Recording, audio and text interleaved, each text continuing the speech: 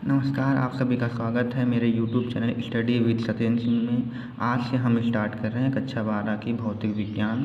और इसको स्टार्ट करने से पहले उसमें यूज होने के लिए एक महत्वपूर्ण टॉपिक है जो हमें आना चाहिए, जिसका नाम है विमी सूत्र, जिसकी कहीं कहीं पर बहुत जगह पर आवश्यकता पड़ेगी। इसलिए हम सबसे पहले उसे स्टार्ट करने से पहले विमी सूत्र निकालना सीख लेते हैं। तो चलिए हम वीडियो को स्टार्ट करते हैं। विमी सूत्र ज्ञात करना कैसे सीखें। तो विमी सूत्र ज्ञात करने के लिए हमें कुछ चीज़ें पता होनी चाहिए, जैसे हमारा पहला है लंबाई हो या दूरी हो या चौड़ाई हो या अन्य किसी प्रकार की दूरी ही हो, तो उसको विमी सूत्र में व्यक्त करने के लिए इसे हम कैपिटल लेटर में एल से लिखते हैं, उसको ब्रैकेट में लिखा जाता है। इसी प्रकार दूसरी राशि हमारी है द्रव्यमान है। अगर इसको हमें ज्ञात करना है तो इसके लिए विमी सूत्र के रूप में हम एम का यूज करेंगे। और इसी प्रकार समय के लिए हम कैपिटल लेटर में टी का प्रयोग करेंगे और विद्युत धारा के लिए ए का प्रयोग करेंगे। इन सभी राशियों के प्रयोग के द्वारा ही हम विमी सूत्र ज्ञात कर सकते हैं। और विमी सूत्र निकालने के लिए एक अन्य चीज़ की आवश्यकता पड़ती है। अगर किसी भी राशि का हमें विमी सूत्र निकालना है तो उसके लिए पहले हमें उसका सूत्र या फार्मूला पता होना चाहिए। तो किसी भी राशि का अगर विमी सूत्र निकालना है तो पहले हमें फार्मूला पता कर लेना चाहिए। जैसे हम अपनी पहली राशि की तरफ बढ़ रहे हैं जिसका विमी सूत्र ज्ञात करना है। पहली राशि हमारी है क्षेत्रफल। क्षेत्रफल की विमा अगर निकालनी है तो क्षेत्रफल की विमा निकालने के लिए हमें क्षेत्रफल का फॉर्मूला आना चाहिए, अन्यथा हम इसका विमी सूत्र नहीं निकाल सकते। तो क्षेत्रफल का फॉर्मूला हमें पता है क्या होता है, लंबाई गुणे चौड़ाई। अब सभी को पता होगा कि लंबाई एक प्रकार की दूरी है, और अगर लंबाई दूरी है तो उसको हम विमा के रूप में एल से लिखेंगे। और चौड़ाई भी एक प्रकार की मीटर में मापी जाती दूरी है, तो इसको भी हम एल से लिखेंगे। और एल दो एल होके गुणे में है, और गुणे में एल होने की वजह से इसका एल स्क्वायर हो जाएगा। इस प्रकार क्षेत्रफल की विमा एल स्क्वायर होगी। ठीक है, आगे इसी प्रकार हम दूसरी विमा निकालते हैं आयतन की। आयतन की विमा निकालने के लिए हमें आयतन का सूत्र पता होना चाहिए।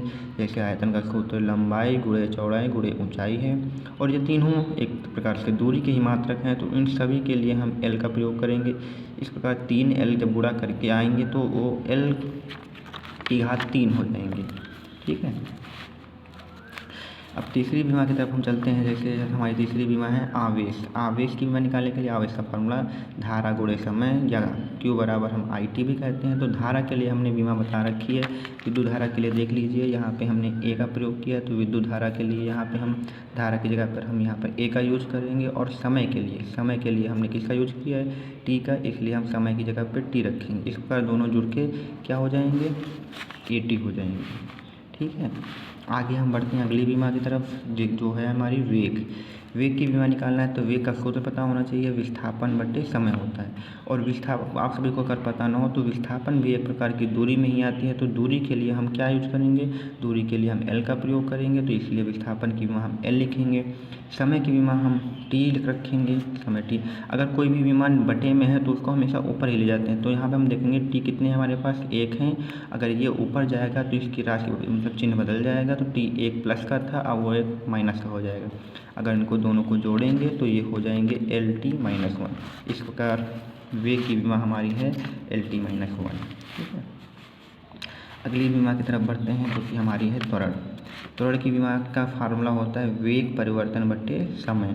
अगर हमें त्वरण की बीमा निकालनी है तो हमें वेग की बीमा पता होनी चाहिए और समय की बीमा पता होनी चाहिए। और हमने अभी ऊपर वेग की बीमा निकाली हुई है जो कि हमारी क्या थी, LT-1 थी, इसलिए हम वेग की बीमा यहाँ पे क्या रखेंगे, LT-1। और समय की तो पता ही है क्या होती है, टी यहाँ पे नीचे है तो हम फिर इसको ऊपर ले जाएंगे, एक टी है इसको ऊपर ले जाएंगे तो ये माइनस का हो जाएगा। इस प्रकार टी यहाँ पर एक माइनस का आ जाएगा। अब देखते हैं ऊपर एक टी यहाँ भी माइनस का है, यहाँ भी माइनस का है। अगर दोनों चीज़ें एक जैसी हैं तो गुणा में घातें जुड़ती हैं, तो ये एक माइनस और ये एक माइनस जुड़ के हो जाएंगी -2। तो इस प्रकार इसकी बीमा आ जाएगी LT-2 आ जाएगा। ठीक है, आगे बढ़ते हैं हम। अब त्वरण की बीमा के बाद हम निकालते हैं बल की बीमा। बल की बीमा निकालने के लिए बल का पहले सूत्र लिखेंगे जिसका फार्मूला होता है द्रव्यमान गुणे त्वरण। तो द्रव्यमान के लिए हमें सबसे पहले बता रखा था, द्रव्यमान के लिए यहाँ पे हम बीमा का प्रयोग करेंगे m का, तो इसलिए द्रव्यमान के रूप में हम यहाँ पे m लिखेंगे। और त्वरण की बीमा हमने अभी ज्ञात की है जो कि हमारी थी LT-2, इसलिए यहाँ पे हम त्वरण की जगह पे क्या रखेंगे, LT-2। इस प्रकार तीनों को अगर हम दोनों को जोड़ेंगे तो इस प्रकार आएगा MLT-2। तो यहाँ पे बल की बीमा क्या हो जाएगी, MLT-2। आगे बढ़ते हैं हम कार की बीमा की तरफ। कार की बीमा निकालने के लिए कार का हम फार्मूला लिखेंगे जो होता है बल गुणे विस्थापन। तो अब यहाँ पे कार की बीमा निकालने के लिए हमें बल की बीमा और विस्थापन की बीमा दोनों पता होना चाहिए। तो बल की बीमा हमको पहले से ज्ञात कर चुके हैं तो उसको निकालने की जरूरत नहीं है। बल की बीमा में हमारे पास क्या है, बल की बीमा हमने अभी निकाली हुई है जो कि थी हमारे पास MLT - 2। और विस्थापन की हमने बताया ये एक प्रकार की दूरी है, तो इसके लिए हम क्या लिखेंगे, L लिखेंगे। तो यहाँ पे देखते हैं एक M है तो एक ही M लिख देंगे। यहाँ पे 2 L हैं तो दोनों L जुड़ के गुणा में जुड़ के 2 L स्क्वायर हो जाएंगे। यहाँ पे T खाली अकेला यहीं पे लिखा हुआ है तो T - 2 हो जाएगा। तो इस प्रकार कार की वहाँ आ जाएगी MLT - 2। अगली बीमा की तरफ बढ़ते हैं, वैद्युत क्षेत्र की तीव्रता। इसे प्रदर्शित करते हैं। इसका फॉर्मूला होता है बल बटे आवेश। बल को F से लिखते हैं, आवेश को Q से लिखते हैं। तो बल की बीमा हम यहाँ पे पहले से निकाल चुके हैं तो बल की बीमा यहाँ पे लिखेंगे। तो MLT - 2। आवेश की बीमा हमारे पास क्या है, AT। अब यहाँ पे आवेश की बीमा AT नीचे, इसको ऊपर ले जाना होगा। तो यहाँ पर A 1 है, T 1, अगर ये ऊपर जाएंगे तो दोनों माइनस कर देंगे। तो देखते हैं दोनों ऊपर जा रहे हैं तो क्या हो जाएंगे, माइनस के। तो यहाँ पे देखिए जो M है, L है, T है -2 और ये A और T ऊपर जाएंगे तो दोनों माइनस के हो जाएंगे। हमको जोड़ के देखते हैं, यहाँ पे M 1 है तो M 1 ही रहेगा। L यहाँ पे 1 है तो 1 ही है। T यहाँ पे -2 है, यहाँ पे 1 है तो -3 हो जाएंगे। A अकेला है तो A - 1 हो जाएगा।